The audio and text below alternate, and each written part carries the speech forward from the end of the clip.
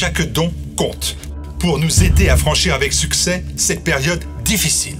Financez TVL, maintenant. Financer TVL, c'est essentiel. Répondez à la campagne de dons en allant sur le site tvl.fr et en cliquant sur la rubrique Dons. Merci à tous.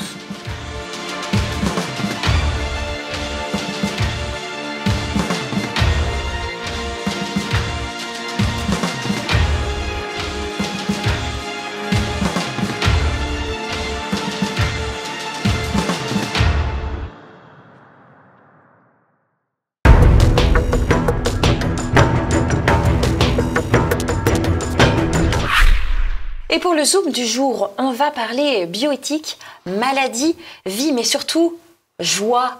Et mon invité, c'est Charlotte Sainz. Bonjour. Bonjour Floriane. Alors, votre ouvrage, c'est le suivant. Il s'intitule « Le prix de la jubilation au-delà de la douleur, de la maladie, l'espérance et la joie ».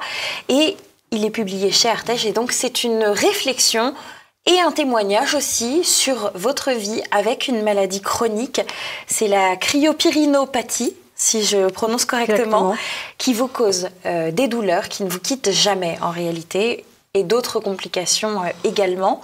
Est-ce que vous pouvez revenir pour nous, pour commencer cet entretien, sur l'historique un peu de cette maladie? Quand est-ce qu'elle est découverte? Quand est-ce que vous vous rendez compte que vous allez vivre avec cette maladie?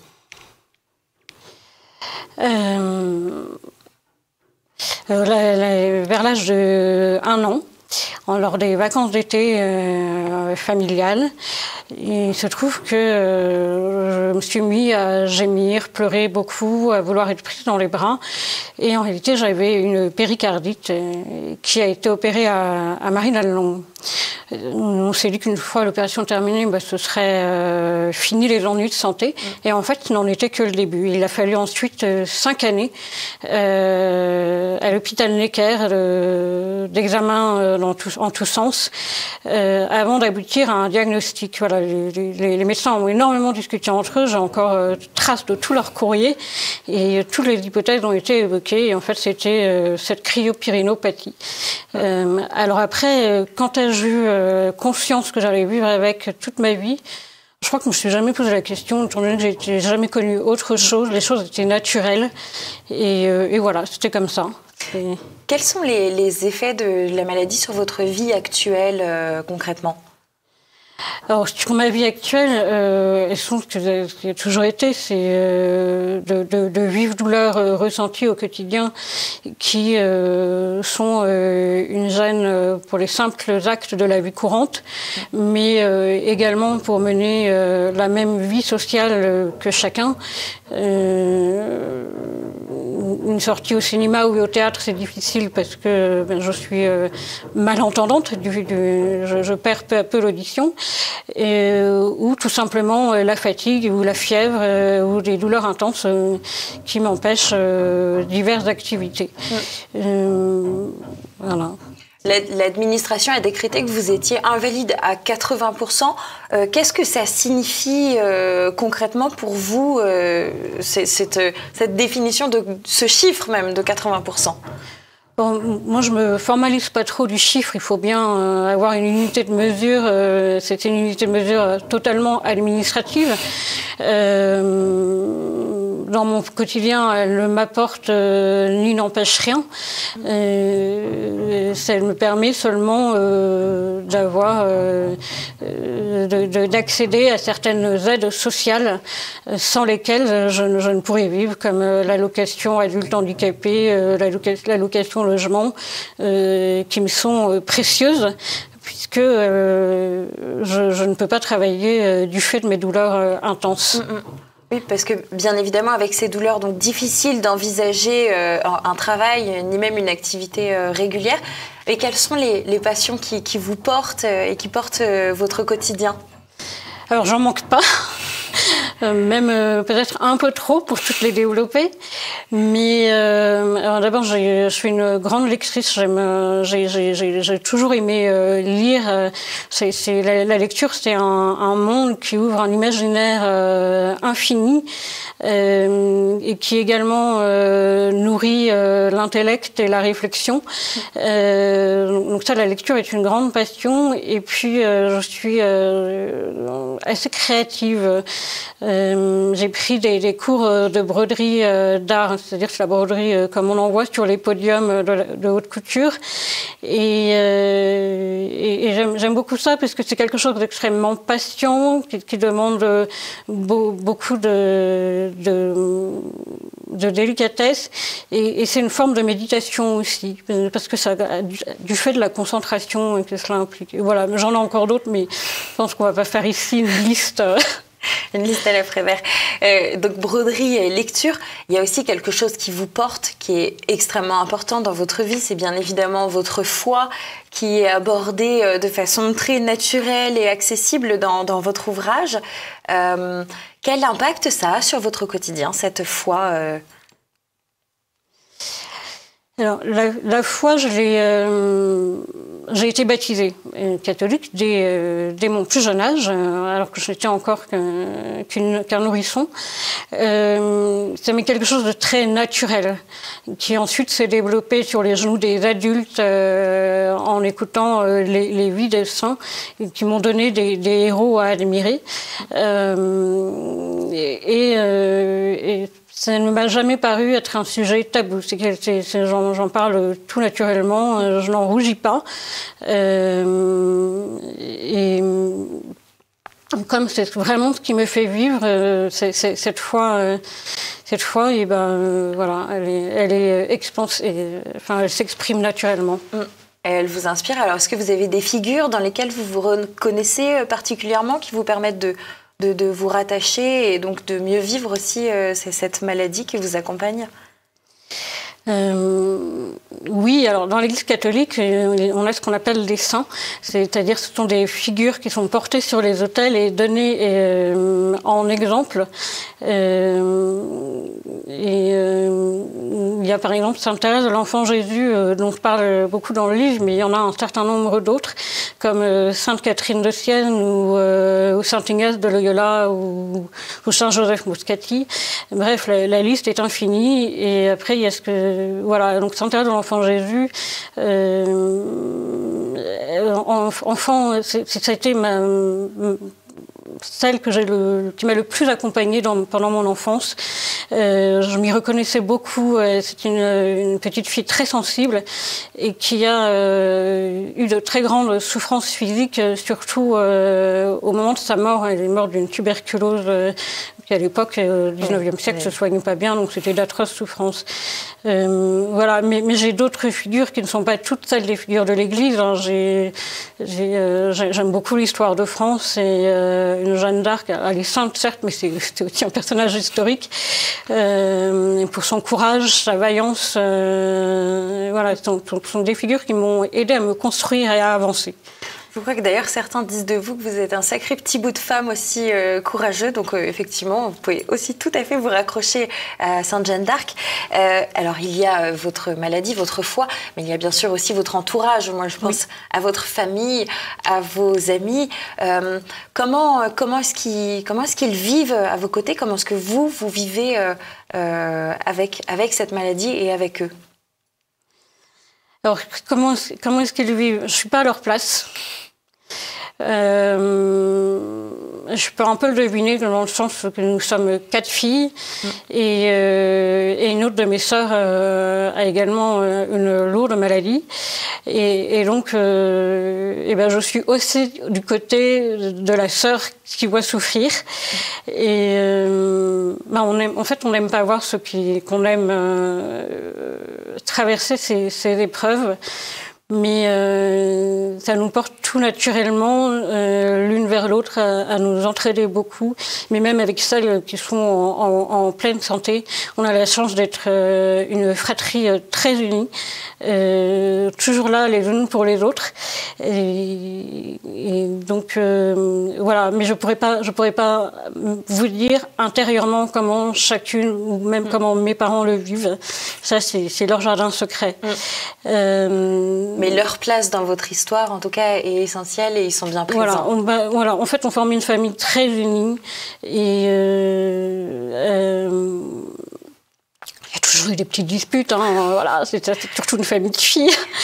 Mais c'est pour nous, cette notion de la famille est extrêmement importante et c'est vraiment notre premier, la cellule familiale est le premier lieu de soutien des uns des autres. En fait. Il y a une scène que vous décrivez dans votre famille avec une cousine qui vous dit « Mais enfin, souris Charlotte !» Et finalement, ça vous a agacé sur le moment et aujourd'hui, c'est ce sourire qui ne vous quitte plus. Oui, effectivement, une cousine m'a fait cette réflexion et quand vous êtes dans votre lit de douleur avec de la fièvre, on va dire non mais elle sait pas de quoi elle parle, c'est un petit peu agaçant. Et en même temps, elle m'a rendu un service parce qu'elle m'a permis d'avoir une réflexion justement là-dessus et de me décider à sourire toujours parce que je vous avouerai que c'était pas facile et que je n'y arrive pas forcément. Ça, c'est certain. Mais parce que et bien finalement, la vie ne se résume pas d'une part à cette maladie.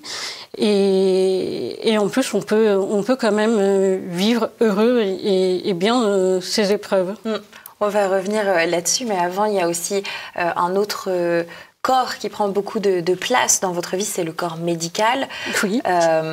Quel est le regard que vous portez sur les soins que l'on produit en France aujourd'hui? On dit que l'hôpital est en crise. Qu'est-ce que vous avez pu constater, vous, côté patient? Alors, je porte deux regards sur le corps médical. Un très admiratif, parce que les chercheurs, par exemple, ce sont quand même des vies données à la recherche où on ne compte pas les heures, on ne compte pas l'investissement.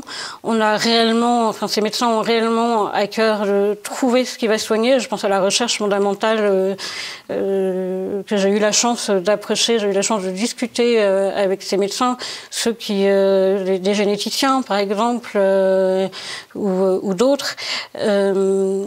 Donc j'admire énormément cet investissement, mais même de ceux qui ne sont pas chercheurs, hein, du simple pédiatre au cardiologue, voilà. C'est un métier où il y a vraiment une forme de don, une forme de vocation. Après, il y a la seconde partie sur laquelle mon regard est différent, sur la façon dont est prodigué le soin.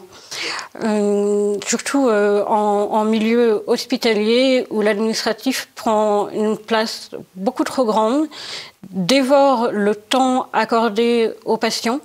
Je vois bien la différence entre mon enfance où une consultation pouvait durer jusqu'à 1 heure et aujourd'hui où ça se fait au pas de course en un quart d'heure avec le médecin qui a le regard rivé sur son écran parce qu'il n'a pas de secrétaire pour dicter ses comptes rendus. Du coup, en fait, on perd énormément parce que de ne pas regarder le patient, c'est perdre des éléments clés de l'information qui peuvent permettre le diagnostic, qui peuvent permettre le soin. Donc voilà. Et puis c'est une forme de maltraitance de ne pas regarder le patient, de ne pas lui accorder ce temps dont il a besoin, qui est absolument nécessaire. Mais c'est une maltraitance pas uniquement pour le patient, elle l'est également pour le médecin qui soigne et qui n'a plus ce temps de soigner. Voilà, où tout se fait au pas de course, alors que c'est paradoxalement le métier où il ne faut pas compter son temps en fait. Et il faut savoir l'accorder ce temps et il faut savoir ne pas en être dispendieux vraiment. Donc voilà, je pense que il y a une forme de maltraitance et des médecins et des malades qui rejaillissent sur les uns et sur les autres et qui épuisent chacun. Et je pense que ce à quoi on assiste à l'heure actuelle, c'est un État qui met des règlements et des normes absolument partout, jusqu'à l'absurde. Vous n'imaginez pas comment on change une ampoule à l'hôpital. Et si j'imagine assez bien, je pense que ça doit être une aide-soignante au bout d'un moment qu'on a marre.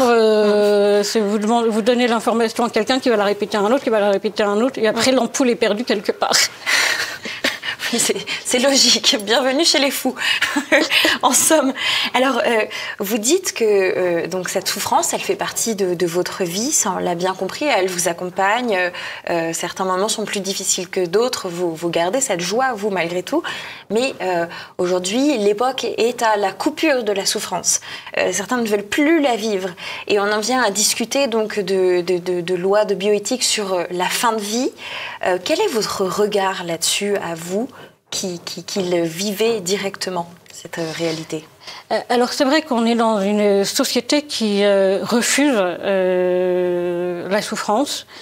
En soi, la souffrance n'est pas une chose qui est bonne, c'est un scandale, on ne pourra jamais dire le contraire. Par contre, elle fait partie de la vie. Et on pourra la refuser autant qu'on voudra, on pourra la rejeter autant qu'on voudra, ce sera peine perdue. Maintenant, elle est là et il faut faire au mieux avec. Il y a aussi une chose, c'est que notre société vit sans transcendance aujourd'hui. Et ça complique considérablement l'approche de la souffrance. Vous parliez d'épuisement tout à l'heure aussi dans le soin. Oui. Sans doute ça joue aussi un petit peu à votre sens, cet épuisement dans cette volonté d'en finir avec la vie, d'en finir avec cette souffrance. Alors oui, la façon dont est donné le soin quand vous arrivez à l'hôpital et qu'il y a des affiches placardées en disant que toute parole un peu plus haute qu'une autre est sanctionnée d'une amende et éventuellement d'une peine d'emprisonnement. Mais c'est agressif en fait, c'est une première agression. Je suis soignée pour certains de mes soins dans une clinique privée et il y a un accueil qui est tout à fait différent. Et dès lors qu'on est malade dès l'accueil. Enfin, on arrive malade, on ressort malade. Bien évidemment, si c'est une jambe cassée, on peut ressortir guéri ou avec quelques semaines de plâtre. Je parle bien de maladies chroniques qui sont dans le temps. Donc le soin, il est à chaque étape du parcours du malade. Et quand on est agressé pour un oui ou pour un non, ou qu'on doit courir après les rendez-vous médicaux, que le téléphone n'est jamais décroché, qu'ensuite on a des soins qui sont brutalement administrés, des paroles malheureuses ou justement le temps qui n'est pas accordé, c'est une maltraitance. Et la maltraitance épuise, pour certains, le désir de vivre décourage. Et à un moment, on ne sait plus vers qui se tourner, on ne sait plus comment faire pour être entendu, respecté. Et on en arrive, peut-être, pour certains, à demander l'euthanasie. Mais il ne faut pas y voir là une réelle demande de mise à mort. C'est assez rare, hein. Les médecins qui sont en soins palliatifs le savent bien. Et à partir du moment où le patient est bien entouré, bien accompagné, que ce soit sur le plan psychologique, spirituel, même physique ou familial, peu importe, très souvent, la demande disparaît. Et donc on voit en fait qu'il y a une autre urgence que l'euthanasie, c'est celle de reprendre le temps dû aux soins et dû à la personne. Mais c'est un temps qui sera aussi bénéfique pour le corps médical lui-même. Vous avez vécu comme la France entière, j'imagine, l'affaire Vincent Lambert. Quel a été votre ressenti tout au long des rebondissements qui ont eu lieu dans cette affaire ? Alors, une très grande tristesse pour Vincent Lambert et sa famille. Après, les rebondissements ne m'ont guère étonné, dans le sens où on voit de loi en loi de bioéthique une volonté ferme, non cachée, d'aboutir à l'euthanasie. Et si vous voulez, Vincent Lambert a finalement, son histoire a finalement bien servi une idéologie. C'était l'argument irréfutable pour dire, vous voyez ce pauvre homme, quelle souffrance injuste, mettons-y fin. Voilà, donc, voilà. Alors, mais je pense que la justice n'a pas été très objective. Il y a toute la question des accompagnants. Vous en parliez vous-même. Vous avez 2 sœurs qui sont en pleine santé, qui seront sans doute à vos côtés aussi le jour où vous serez moins bien portante qu'aujourd'hui pour être présente sur ce plateau. Et on vous en remercie d'ailleurs. Quelle doit être la place de ces accompagnants? Parce que là, il y avait donc cette dispute horrible entre la mère et la femme de Vincent Lambert. Ça, les accompagnants les oublient totalement dans ces lois de bioéthique. Alors, actuellement, mon père est en réanimation. Mes sœurs et moi, nous y partageons le temps, nous y allons quotidiennement. Il y a peu de moments où il est seul dans la journée. Et il faut le reconnaître, d'accompagner quelqu'un qui est dans une très grande souffrance, c'est difficile, c'est lourd. C'est éprouvant, d'une part nerveusement, physiquement, psychologiquement, mais aussi parce que c'est extrêmement dur de voir celui qu'on aime souffrir et qu'on voudrait tout faire pour l'aider et le soulager. Mais tout faire, c'est pas faire n'importe quoi. La fin ne justifie pas les moyens.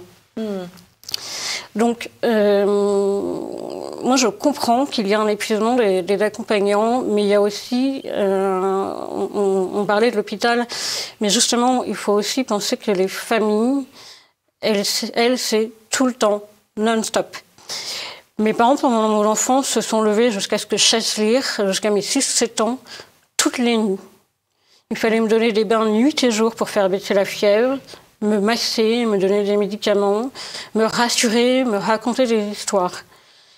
Et c'est fatigant, en fait. Toute maman qui se lève pour donner le sein à son nourrisson, c'est comme une nuit fragmentée et fatigante. Donc imaginez 7 années comme ça. Et encore, ils ont eu de la chance parce que j'ai appris à lire, donc je suis devenue autonome la nuit. J'ai su m'occuper et me distraire de ma douleur seule.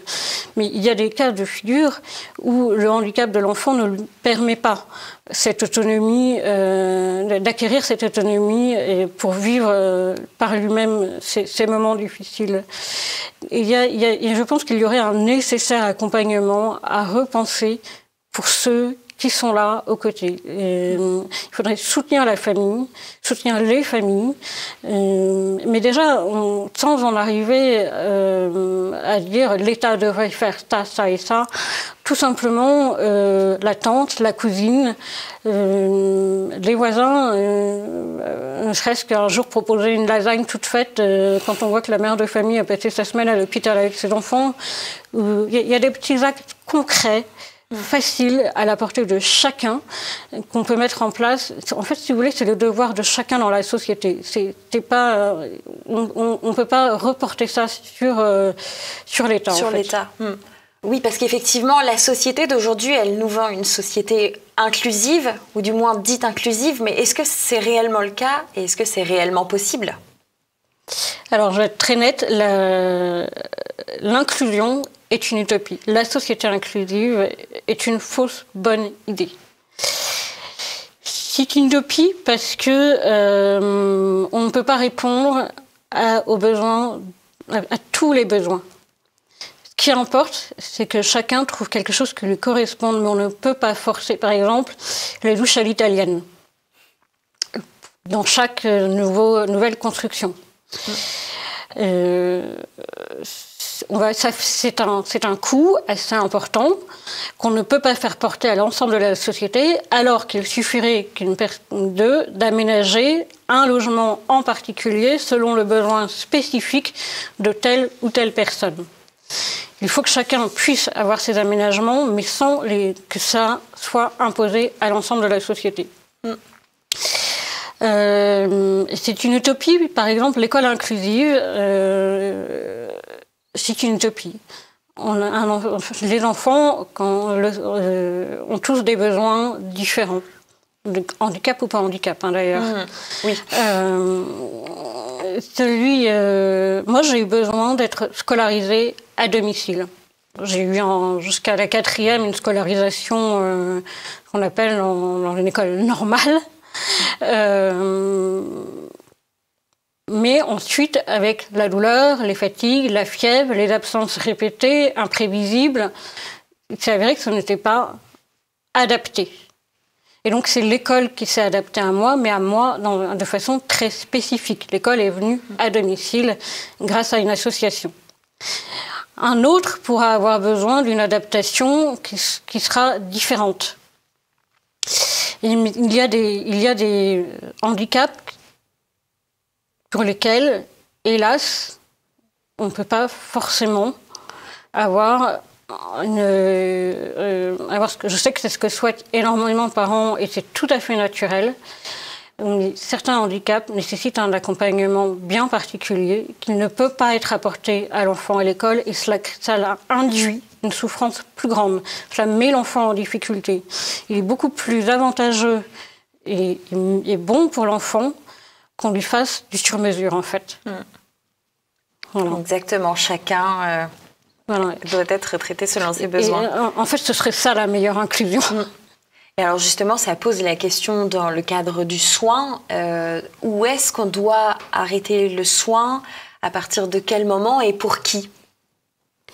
Alors, c'est difficile de précisément dire où on doit arrêter le soin, parce que chaque cas est différent, chaque malade est différent, chaque maladie a ses particularités. Je me souviens d'un chef de service de soins palliatifs qui disait, j'avoue que je ne sais plus quel est son nom, mais j'en discutais avec lui, qui me disait qu'il voit arriver dans son service des patients cancéreux dont les soins ont été menés beaucoup trop loin et qui sont épuisés. Mais pas épuisés spécifiquement par le cancer, mais épuisés par des chimios ou des radiothérapies qui ne sont pas dénuées d'effets secondaires, des effets secondaires extrêmement violents, difficiles à vivre, et qui poussent l'organisme à bout. Et c'est quand on a l'impression qu'on ne s'en sortira jamais et que c'est un cercle vicieux et qu'on n'a plus aucun soulagement et que ce n'est plus que de la souffrance ajoutée à de la souffrance, là, il y a quelque chose qui ne va plus dans le soin. Ça demande peut-être une grande forme d'humilité pour le médecin et peut-être d'abandon pour le patient que de savoir dire, là, on a fait tout ce qu'on peut. Maintenant, on fait au mieux pour avoir la meilleure qualité de vie. Et tant pis si ça n'ajoute pas des jours au jour, mais finalement ajouter des jours au jour pour les vivre de façon crucifiante, est-ce bon? Peut-être est-il bon d'avoir un temps pour profiter de sa famille, renouer des liens qui ont été rompus, voilà, d'accorder ce temps à la vie, mais qui soit accompagné d'une autre manière. D'où les soins palliatifs. Et j'admire vraiment le travail des médecins de soins palliatifs. Et je pense que la médecine, en règle générale, les autres services de médecine pourraient s'inspirer de la façon dont on soigne en médecine palliative. Si vous voulez, on prend le patient dans sa globalité. On ne le traite pas comme un moteur de voiture. Là, on resserre un petit boulon par tel mécanicien, puis un autre mécanicien va aller regarder la jauge, etc. On a vraiment un travail en équipe multidisciplinaire. On s'intéresse également à la famille, on ne la met pas de côté, et là ça arrive très souvent. On sait vraiment que le patient a besoin de son entourage familial, amical, peut-être même professionnel, bref, on le prend dans son ensemble, avec qui est autour de lui, et on va même jusqu'à lui proposer un soutien spirituel, suivant la religion qu'il a. Bref, on le prend dans sa totalité. On n'est pas des petits morceaux de puzzle qu'on assemble comme ça les uns aux autres et peut-être même mal. Et voilà. Et je pense que si on voit le patient comme un corps, une âme, un esprit, une intelligence, une volonté, là, on peut apporter un soin adapté et proportionné et humain. Merci beaucoup pour ces très belles pistes de réflexion que vous nous avez offertes, Charlotte Sins, et également ce témoignage que j'invite les téléspectateurs à aller lire. Je rappelle votre ouvrage, Le prix de la jubilation, au-delà de la douleur de la maladie, l'espérance et la joie. C'est peut-être le mot qu'il faut retenir, et l'espérance aussi, parce que vous nous en avez donné beaucoup. J'invite les téléspectateurs à partager bien sûr cet entretien, vous en avez l'habitude, également à penser à cliquer sur le pouce en l'air. Cela permet d'améliorer notre référencement sur YouTube. Et puis, n'hésitez pas à laisser un commentaire également. Nous y répondons la plupart du temps. Je vous dis à très vite sur TV Liberté. D'ici là, portez-vous bien.